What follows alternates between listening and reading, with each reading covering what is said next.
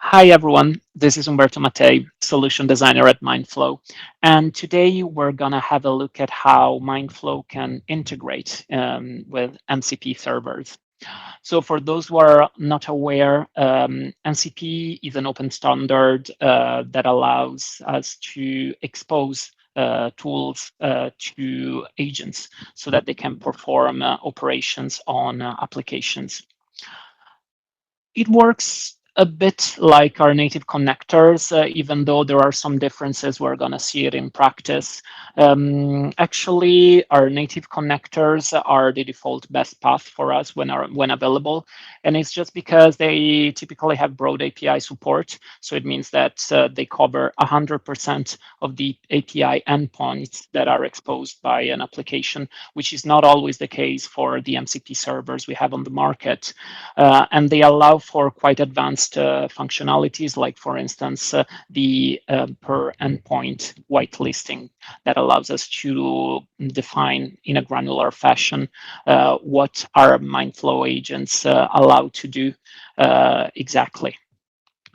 Of course, in some cases, we might want to use MCP servers, especially if the application behind it doesn't really expose a REST API. And in that case, we still wrap those API servers with our authentication, retry logic, and governance and monitoring, of course. So let's have a look at how it works with a specific example on Jira, let's say. Of course, we always get started with credentials for native connectors, but also for MCP. Over here, I created an MCP credential. I created these key, and I have the address of the MCP server from Jira. And then I can integrate this credential, this tool, into an agent.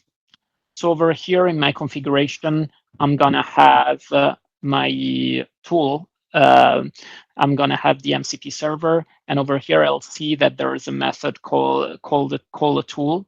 And there's another one called list tools. So these are more of the standard, let's say, operations that we can have.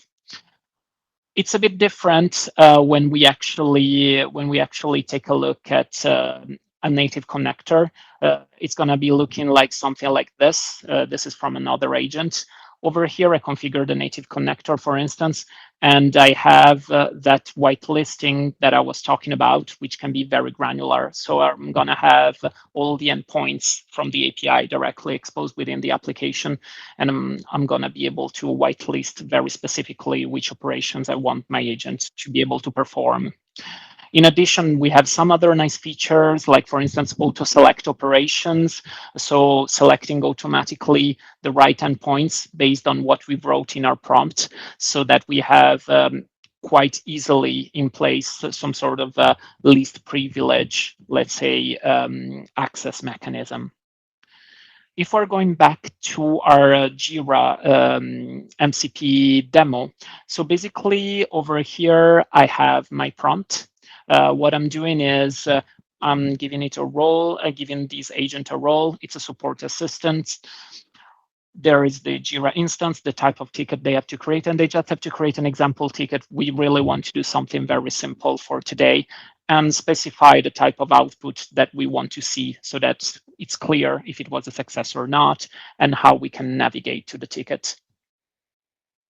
Let's go and have a look at what was done over here.